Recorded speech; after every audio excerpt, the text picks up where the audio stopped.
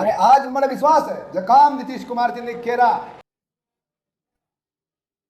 आपले यशस्वी पंतप्रधान श्रीमान नरेंद्र मोदीजी यांच्या नेतृत्वाखाली श्री सम्राट चौधरीजी त्याला खूप वेगाने आणि उंचीवर घेऊन जातील। आज हा माझ्यासाठी गौरवाचा क्षण आहे की देशाचे यशस्वी पंतप्रधान आदरणीय नरेंद्र मोदीजींनी आणि आदरणीय नितीश गडकरीजी आणि आदरणीय नितीश कुमारजींनी माझ्यावर हा विश्वास ठेवला आहे की नितीश कुमारजी आणि नरेंद्र मोदींच्या स्वप्नांना साकार केलं जाईल। सम्राट चौधरी बिहारचे नवे मुख्यमंत्री होतील। सम्राट चौधरी जे सध्या बिहारमध्ये उपमुख्यमंत्री आहेत, त्यांची मुख्यमंत्री म्हणून निवड होणं आधी भाजप विधिमंडळ पक्षात नेते बनल्यानंतर म्हणजेच नेते म्हणून निवडून आल्यानंतर एक प्रकारे निश्चित झालं आणि त्यानंतर NDA विधिमंडळ पक्षात जिथे मावळते मुख्यमंत्री नितीश कुमार यांच्यासह सर्व घटक पक्षांचे ज्येष्ठ नेते आणि आमदार उपस्थित होते, तिथे त्यांच्या नावावर शिक्कामोर्तब झालं।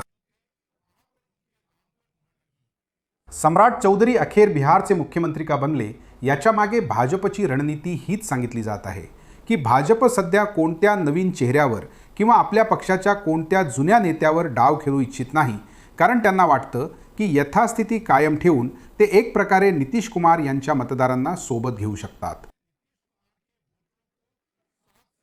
कारण त्यांना माहीत आहे, त्यांना हे सत्य माहीत आहे की नितीश कुमार ज्या प्रकारे राज्यसभेसाठी निवडून आले आणि त्यांना मुख्यमंत्रीपदाचा राजीनामा द्यावा लागला, त्यानंतर त्यांचे मतदार विशेषतः NDAच्या एका मोठ्या मतदारांचा जो समूह आहे त्यांच्यात खूप निराशा आहे आणि भाजपने हेच सत्य स्वीकारून सम्राट चौधरींना बिहारचा ताज दिला आहे। कारण त्यांना वाटतं की सध्या कोणताही नवीन राजकीय प्रयोग करण्याऐवजी एक प्रकारे सातत्य राखलं जावं, सातत्य ठेवलं जावं।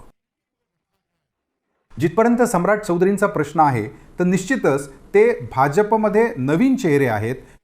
याआधी ते जनता दल युनायटेडमध्ये होते आणि त्याआधी ते RJDमध्ये अनेक वर्ष होते।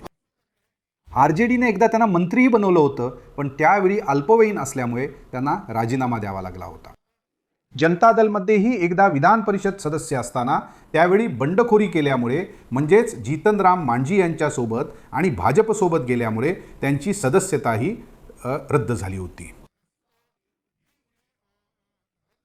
सदस्यता गमवावी लागली होती। पण भाजपमध्ये जो त्यांचा उदय झाला आहे, कुठे ना कुठे पंतप्रधान नरेंद्र मोदी आणि केंद्रीय गृहमंत्री अमित शहा यांना वाटतं की ते पक्षाचा जो जनाधार आहे, विशेषतः जो NDAचा जनाधार आहे, त्याला ते एकजूट ठेवू शकतात। आणि जर तुम्हाला आठवत असेल तर केंद्रीय गृहमंत्री अमित शहा यांनी जेव्हा ते सम्राट चौधरी तारापूरमधून विधानसभेसाठी निवडणुकीच्या मैदानात होते, त्यावेळी ते म्हणाले होते, तुम्ही यांना एकदा जिंकवून पाठवा, मी यांना खूप मोठा माणूस बनवील। आपण विश्वास ठेवा, सम्राटजींना प्रचंड बहुमताने जिंकून द्या, मोदीजी सम्राटजींना मोठा माणूस बनवतील। तर आपण म्हणू शकता की अमित शाह यांनी जे आहे आपलं वचन पाळलं आहे। जिथपर्यंत जनता दल युनायटेडचा प्रश्न आहे तर सध्या नितीश कुमार यांचे पुत्र निशांत जे आहेत, पक्षाच्या कामांमध्ये तर ते सक्रिय होतील, पण सरकारमध्ये येण्यासाठी ते तयार झालेले नाहीत। आणि अशा परिस्थितीत सध्या पक्षाचे जे दोन वरिष्ठ नेते आणि जे नितीश मंत्रिमंडळात अनेक वर्षांपासून मंत्री आहेत, विजय चौधरी आणि बिजेंद्र यादव यांना उपमुख्यमंत्री बनवण्याचा निर्णय घेतला आहे।